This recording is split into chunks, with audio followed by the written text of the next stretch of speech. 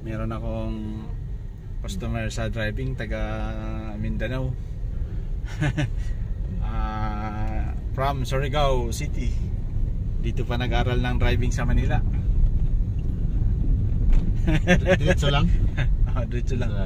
Pagka mo anak kapag mo balhin kag linya, ayog balhin og linya kung dili ka mo tan-aw sa side mirror. Balik ka ko diri. Balik ka diri. Para bisan sa motor, di ba? Lantaw. Ayaw sa gid balhin og linya kung dili ka mo tan-aw kay basig na ay mga mas mabilis pa sayo.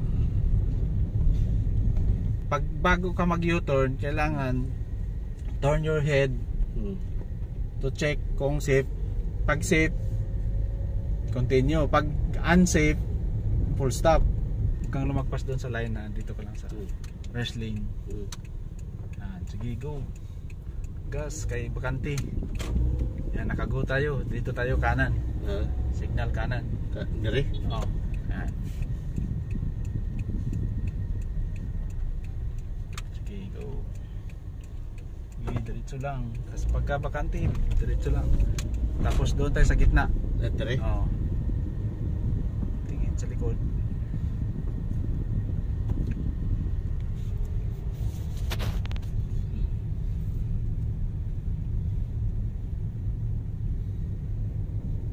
Manila pa aralan ko, hindi probinsya.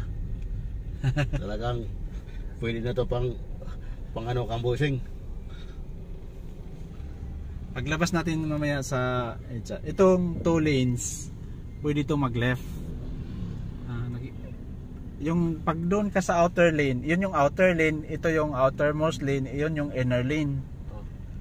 Pag doon ka sa outer lane, hindi ka pwedeng mag left. Ito pwede ka dito mag left. Pagka mayroong signage na mga yung tinuro ko sa yung sign kanina, na pagka left sign lang yung nakalagay, huwag kang dumiretso, bawal. Ito diretso lang tayo. Hindi, pwede tayong lalabas tayo sa EDSA. Dito tayo ikot. Magsignal ako. Kaliwa, oo.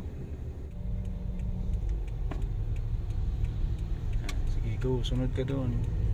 Bantay ka sa mga gilid mo kay mga biglang may tumabi dyan sa'yo. Kaya kailangan nakatingin ka palagi sa side mirror. Dito ka sa lane sa gitna lang. Sa gitna. Kasi 3 lanes to eh. Ito? Yan. Gitna ka lang. Tansyahin mo lang na makadaan yung kabilang kotse. For example, may papalabas. Prepare. Pero nasa right of way ka, diretso ka lang.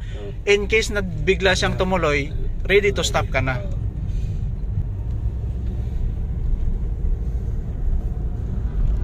Kami guys sa Mega Mall. Yan. Slow down. Ito maraming mga sasakyan diyan, slow down ka. Tapos lalabas na tayo ng EDSA. Dito, gilid. Dahan-dahan ka na sa may gilid. Wiper. Yung kanina, yung wiper. Sige, diretso lang, continuous lang.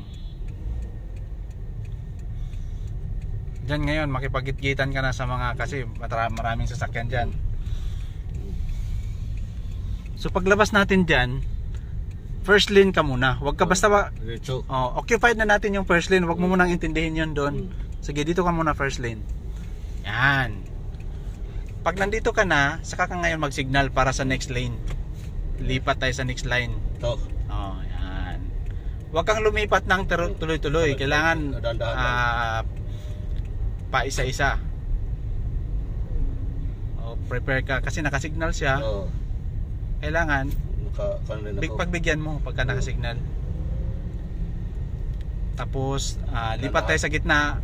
Huwag ka munang lumipat kapag nakita mo na mayroong minsan may nakikita ka na ayaw mag-giveaway. Huwag mong ipilit. Pero pag nakasignal ka na, huwag ka na rin bumalik kasi paunti-unti ka na doon eh. Sige, tuloy. Nakikita mo nag-giveaway siya, pasok ka. Ganun yun.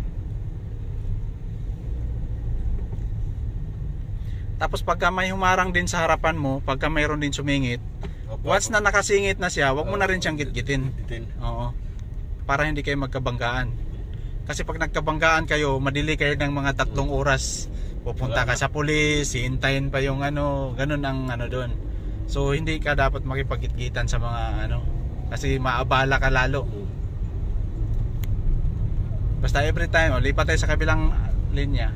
Pero wag ka munang lumipat ng dire-diretso ha. Oo. Signal, tingin, dahan-dahan, ganyan.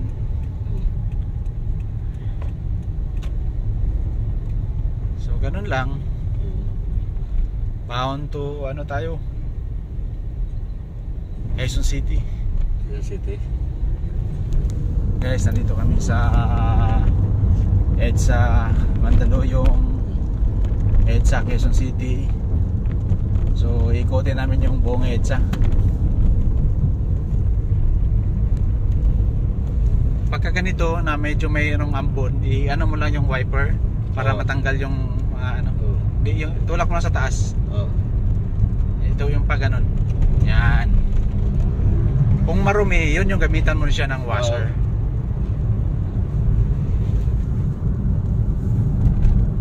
Anong feeling? Medyo kabado ko hindi naman gano'n na perfecto. Medyo kaba. Hindi. Baka tamtaman lang magmaneho. Ito sa EDSA, ang speed limit dito dapat hanggang 60 lang. Pinapawisan yung kamay ko. Kahit malamig. Parang kabado ang mga kamay ko nakahawak ng manubila. Sa totoo, ngayon lang talaga ako nakahawak. Hindi ako nakahawak ng ganitong pinatakbo ko sa Manila, sa EDSA pa. Madali na lang pagka nagda-drive ka na mga motor, madali na lang. Pag sa probinsya to, wala na. Mga beginner, marami akong tinuturuan ng mga beginner, hindi ko muna inaano. Kasi mabigat ang paa nun eh. Doon lang muna kami sa parking. Practice muna.